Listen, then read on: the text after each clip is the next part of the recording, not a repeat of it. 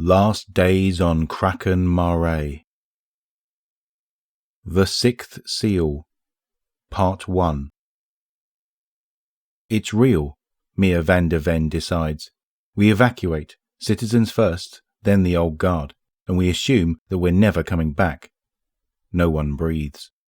Down beneath their meeting table, pouches of farmed salmon, beef en couture, buttered carrots, and bok choy drift in the slow turbulence of the sous vide bath. On Mia's 100th anniversary as the new Pacific Systems and Facilities Administrator, she cashed in all, well, not quite all, her favours and installed a pocket restaurant beneath her table on the command deck. She liked the edible metaphor, the idea of watching your food slow cook all day before the meal, savour the future you're making. If she's right about what's happening now, then there will be no more long-term thinking, no more patience, and maybe no future at all. She waits for Shiana to boil over first. Shiana's the water-ocean expert. She has the most to lose. Finch tiny Shiana McCaig slams her fist down with not a tenth the strength that her chimp-spliced muscles could summon. Now! We can't leave now. We just finished the borehole. We're 1 day from a crewed expedition into Titan's biggest secret. And you want us to just leave it all? I do, Mia says sadly. Mori Yamashita, her lead diver, leaps in with the details she can always trust him to catch. Boss, if we abandon the borehole and the water lock, all the equipment's down there bathing in liquid methane, hydrogen sulfide, carboxylic acid. Leave it too long and we'll lose everything.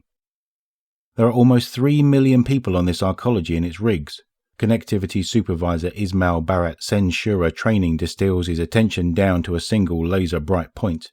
He is here with Mia, even as his brain drifts on 100 different data feeds.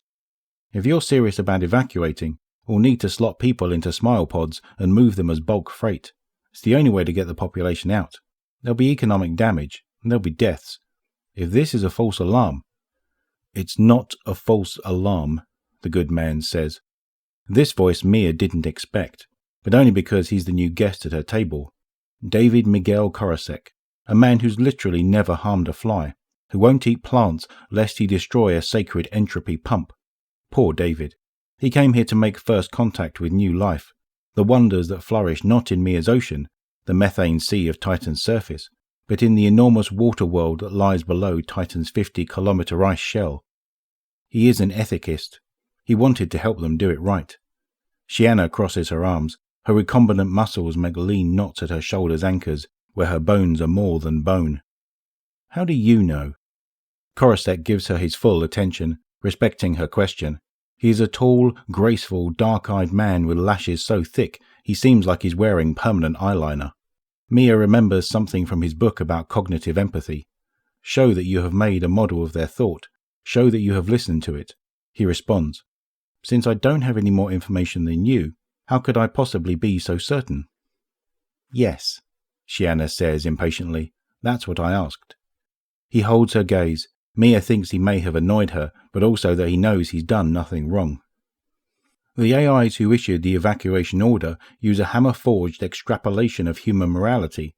It is tested in trillions of simulations, under the wildest circumstances imaginable, to be sure their moral decisions agree with human values. They're not just rationality pumps. They care. They care the way a perfect human being with infinite compassion for all things would care. They couldn't issue an evacuation order unless it was right. This is not a false alarm.